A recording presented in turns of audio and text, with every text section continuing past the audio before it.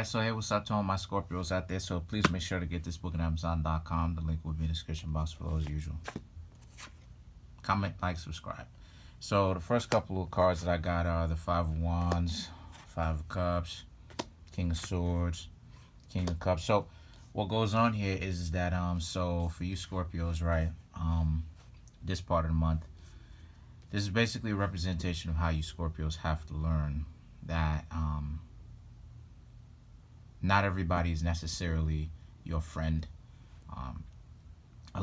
Disagreements happening between yourself and a so-called friend, that's causing you to start to rethink your friendships with people and how close they actually are with you, and you vice versa, and if they're just hanging around you to get something out of you. The King of Swords is used, like I said, you really in contemplation. The King of Cups is you feeling like you want to take the Scorpio approach. But see, the next couple of cards that I got is the Chariot, and then you have the Devil. So the Chariot and the Devil card is basically a representation of how the Chariot is you you kind of weeding out the people who don't really oh, by the way, happy birthday to the early Scorpios.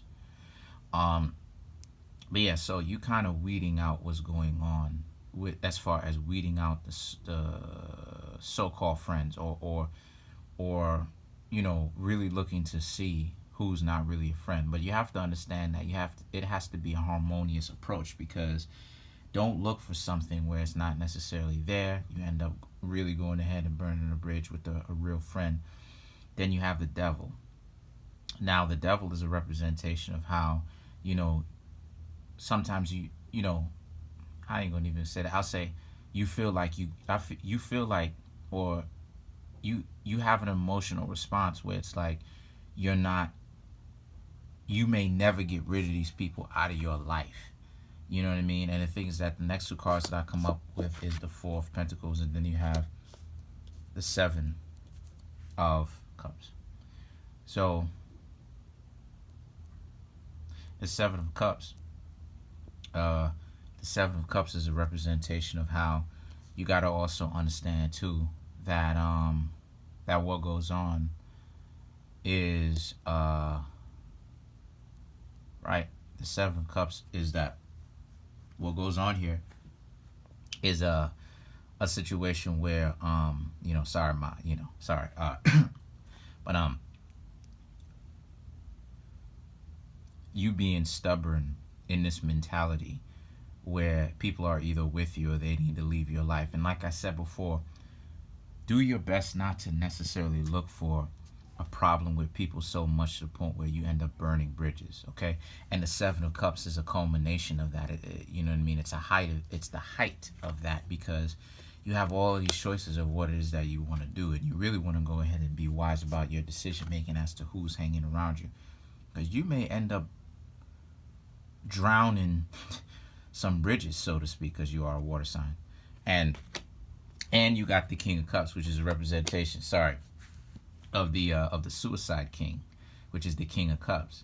And Scorpio is a water sign, which you guys are Scorpio. So you really want to go ahead and watch out for that, okay?